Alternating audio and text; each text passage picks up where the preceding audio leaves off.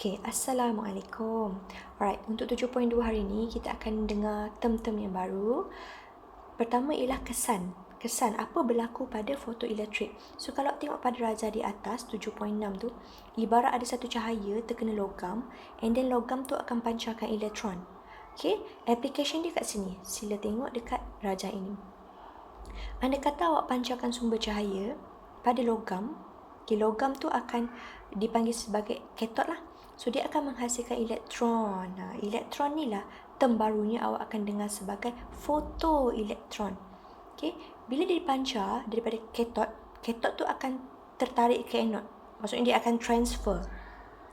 So, dia akan bergeraklah. Pergerakan fotoelektrik tadi daripada katot ke anod tadi, dia akan menghasilkan arus. That's why milliammeter tu akan menunjukkan bacaan. Alright? Okay, sebelum ni dalam 7.1 awak dah dengar tentang perkataan jasa hitam, betul?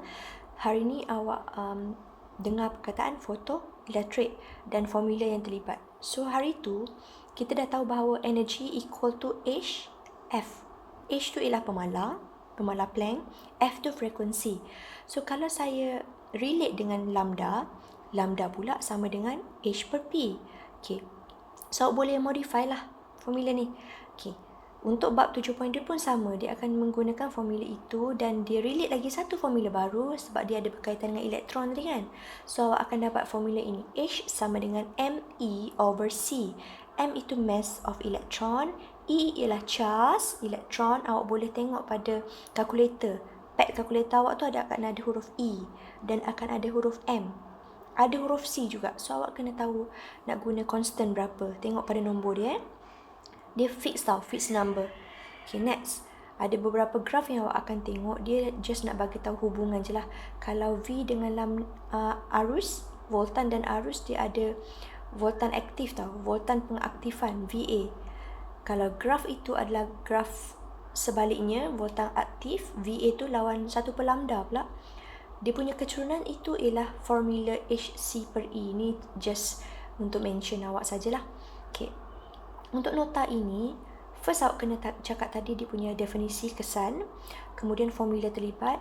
So, next ialah ciri. Ciri-ciri awak kena bagi tahu dia ada terlibat dengan frekuensi ambang. Ambang means frekuensi yang paling minimum yang menghasilkan kesan fotoelektrik. Kurang dari itu dia takkan boleh. Ini adalah minimum akan menghasilkan kesan fotoelektrik. Okay? Sedang bagi tahu tak boleh kurang dari itu. Mesti di situ, at least. Alright. Next, hari ni juga saya nak buat nota tentang 7.3. Dia adalah tentang teori Einstein, fotoelektrik. Dia ada kaitan dengan kedualan. Okay, kedualan.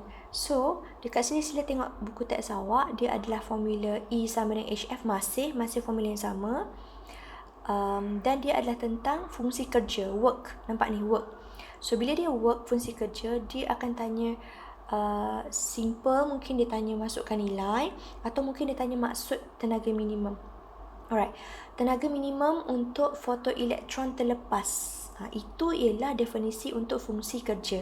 Okay, make sure ada benda ni. Dan seterusnya ialah frekuensi ambang. Saya dah cakap tadi frekuensi minimum, betul? Make sure ada dua definisi ini juga. Seeloknya buat dalam bentuk table supaya awak boleh compare. Adakan dalam warni. Okay? Next. Ni adalah hubungan saja. Okay, setiap logam ada frekuensi ambang yang berbeza. Logam A, frekuensi dia berbeza dengan logam B, macam tu. Okay. Next. Ini adalah penggunaan. Awak akan gunakan formula ni. So, di sini ada beberapa formula yang awak kena clear, which is HF, E tadi, sama dengan work plus K maximum. Andai kata dia bagi nilai K maximum. K maximum adalah awak punya nak cari. Okay, yang awak nak cari. So, awak kena adjust lah. Kalau K duduk sorang-sorang, maknanya W kena pindah kiri. So, dia akan tolak W. So, just masuk nilai. Okay? Next, kemungkinan dia akan apply cari V maximum. So, untuk cari V maximum, andai kata soalan keluar, tajuk macam ni. Cari hal laju maksimum. So, awak kena apply balik formula dalam tajuk elektrik. Okay. Setengah MV kuasa 2, itu adalah formula tenaga kinetik. Okey, tenaga kinetik. Tapi bila disebabkan dia adalah berubah bentuk tenaga, awak boleh jadikan joule itu kepada unit EV. Okey, dia benda yang sama So awak akan terus saja tukarkan EV tu kepada joule, which is awak darab dengan 1.6 10 kuasa negatif 19.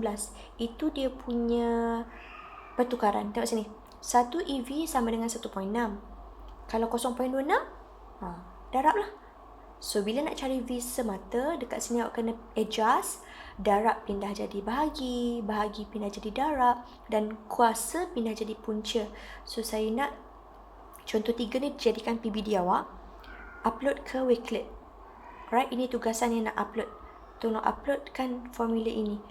Okay, dan pengiraannya sekali. Right, next. Saya akan terang sikit tentang ini adalah application yang tadi, sama je. Saya tak perlu cerita balik. Okey, aplikasi.